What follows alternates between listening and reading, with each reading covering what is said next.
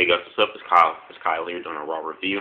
But before I get into the RAW review, one thing I wanted to report on was that Dr. Conrad Murray has been convicted guilty in the manslaughter of Michael Jackson.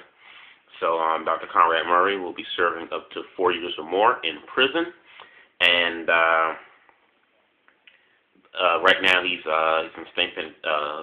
in prison right now, and they'll finalize everything. I think on November 25th.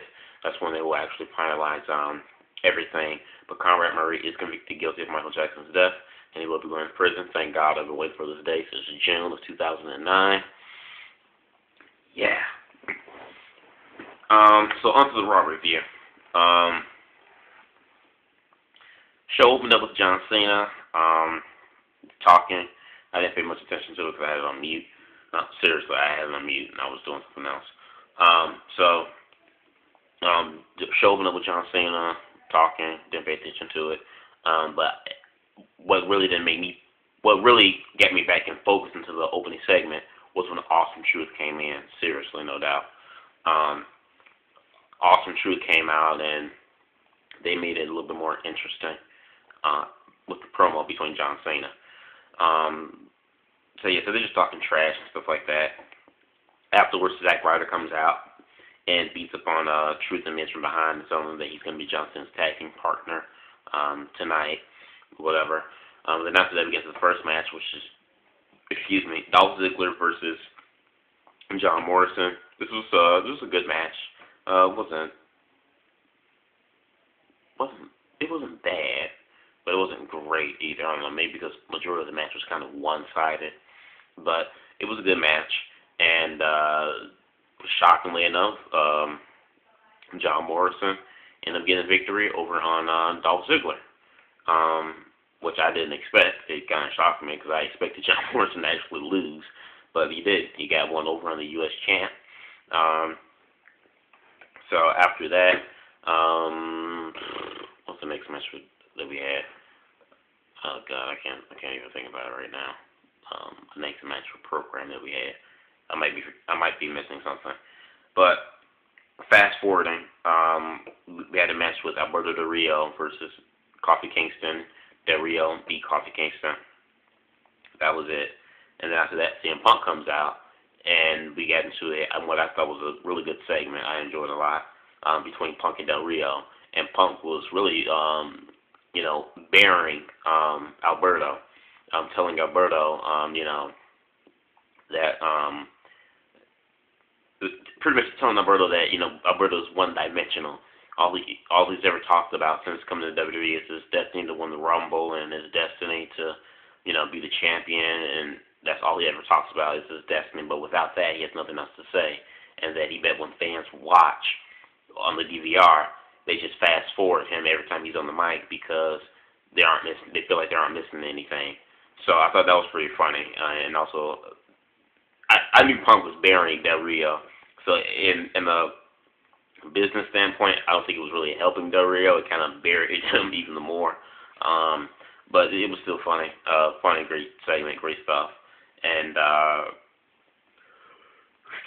once again, Del Rio had actually Punk started jumping on Del Rio, and Del Rio used his personal ring announcer or whatever to come and be the sacrificial lamb, which I'm really getting kind of sick of. I mean, really, Del Rio needs to be a strong, believable heel, and he needs to do that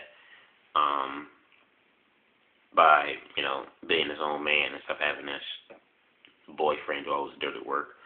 But anyway, but one thing Punk did say during promo too, which I kind of liked and kind of just a little bit gave me a little glimpse of hope, was that he said he's going to do something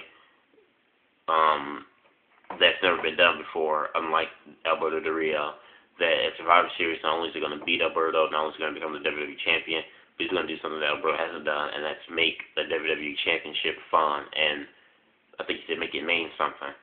So with that in mind, that kind of gave me a little glimpse of hope. Maybe CM Punk, should he win at Survivor Series or any other time later this year, early next, like WWE said they might do, I hope to God to get a new WWE belt design.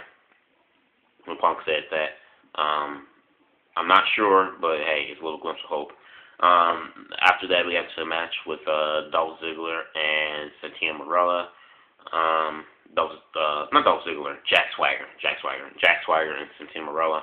I took a coffee break on this match, but nothing against Jack Swagger. I love Swagger, but Swagger got the victory over on Santino due to submission.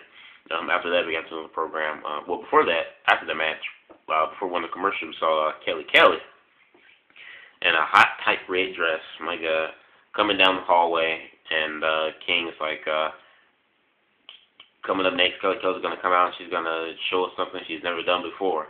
I'm saying to myself, like, wait, what's he hinting at? What is he talking about? Because looking at that backstage scene, it looks like Kelly got some, how should I say, improvements on a certain area, if you guys catch my drift. That's what it looked like. It looks like she got some enhancements, if you know what I mean. But like all the divas do, really, though. But after that, gets a promo with Kelly, which I didn't mind at all. This 5-8 minute promo or segment with Kelly. Kelly comes out in this hot, tight, smoking red dress. My God, whoever the hell is football player she's dating, you lucky bastard. Anyway, Kelly comes out and tells the fans that she's grown up over the last 5 years. And then Beth and Natalya come out, and I'm saying to myself, okay, what's the purpose of having Beth and Natalya come out? And Beth and Natalya coming out acting like Lay Cool version 2.0, which I really don't like at all.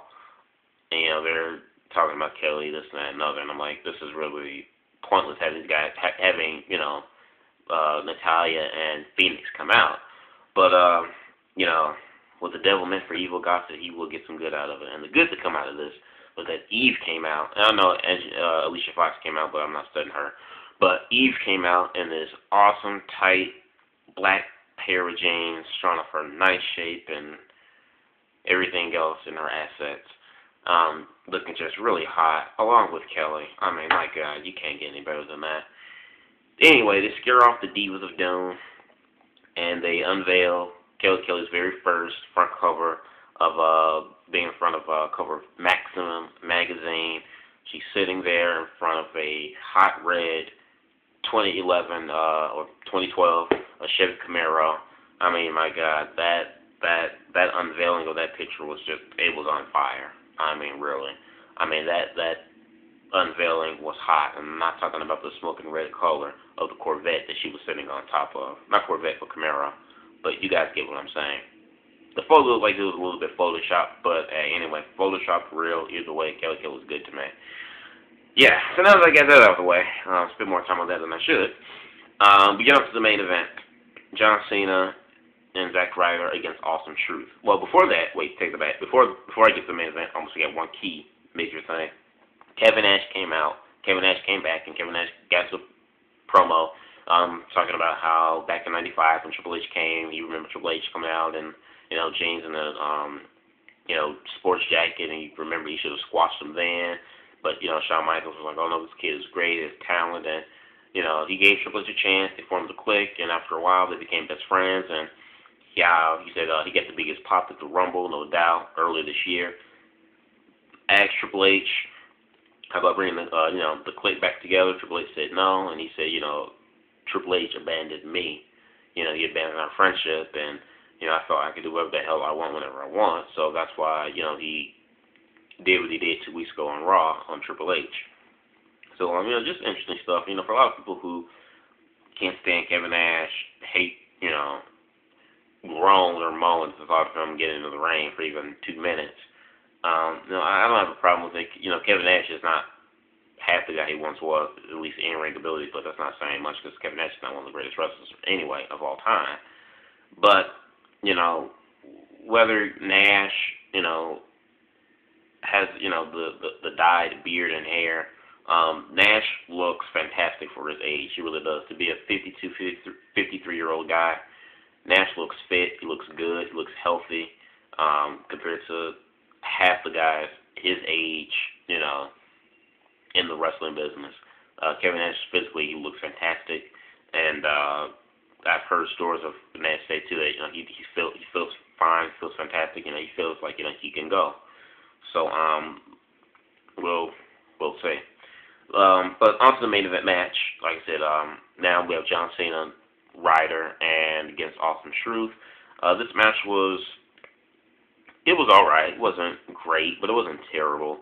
Tonight was the main event match was just it was one of those I like to call fun matches, where it's not a match where you're gonna have you jumping at the edge of your seat, but it's a match where you might not, but it won't cause you to fall asleep and you sleep on either. It was just a fun match, a match where you can just get excited about or something. I don't know. I didn't feel any excitement towards the match, but that's the way I can describe that match. You got the carriage like Zack Ryder, and then you got the child-loving John Cena. So yeah. But anyway, to sum this up, Awesome Truth got the victory over on John Cena. Miz had pinned Cena, and while Miz had Cena pinned, R-Truth was holding on to Cena's leg from outside the ring, so Cena couldn't kick out. Like me tell me, you have somebody holding down your leg, you can't kick out of that. Like, I don't know. Maybe I'm thinking too much into this. But anyway, Awesome Truth got the victory. A dirty way, but they got a victory anyway over on Cena and Ryder. I think they needed this victory because if they got squashed single-handedly by John Cena last week, and then if they were to lose again tonight, it would be like, if they would have lost again tonight, it would have been like, they would not have looked strong whatsoever. And I still really don't think they look strong anyway going up against Rock and Cena at Survivor Series, but it would just completely just kill them whatsoever altogether if they lost tonight against Cena. And another thing I also want to mention too, like how come Cena just can't get a clean loss from somebody? Like I don't get it. I mean, someone has to lock John Cena outside the cage, or they have to grab onto his leg so he can't kick out, or his leg has to be underneath a rope, hinting at SummerSlam. I mean, a distraction, Money in the Bank. I mean, something for John Cena to lose. John Cena has never, I can't recall or remember John Cena getting a clean loss. Like, whoever gets over on John Cena and beats John Cena is due to some type of outside interference or cheating. I really don't understand with WWE. I mean, is it going to, like, really kill him if he gets a clean loss? Just saying. But yeah, this is my review on Raw tonight. I thought tonight was a good show. Minus the, all the matches that we had tonight. They weren't great. They were decent. They were okay. But I think tonight, I think you pretty much got your point across with everyone tonight, with CM Punk, Awesome Truth and Cena. Like I said, the match between Cena and ADR. Kevin Nash coming back tonight. So you pretty much got all your main storylines, I guess, refocused and set and everything else for Survivor Series. Although we have Raw next week, but still, I just think they got points that needs to be crossed. They got it done tonight. So I thought tonight was a good show. One thing I'm curious about is that we have 2 SmackDowns and 1 Raw left until Survivor Series. So I'm wondering, like, it doesn't seem like anyways, but I'm just still wondering, are they going to do a traditional Survivor Series tag team match? I don't know. I mean, to me, I don't think you can't have Survivor Series without having the traditional Survivor Series match. Like, I don't know, but it looks like that's what they're going in that direction, though. That's what it looks like. But like I said, we have 2 SmackDowns and 1 Raw left until Survivor Series, and the Raw that we have is 3 hours. So I don't know. They could put a 5-man tag team series. If so, I think they're kind of stupid anyway if they do it too late, which is pretty much it, because we got 2 weeks anyway, or a week and a half left until Survivor Series. So yeah, let me know what you guys thought of tonight's Raw. If you liked it, didn't like it, comment, subscribe, like the vid. Peace.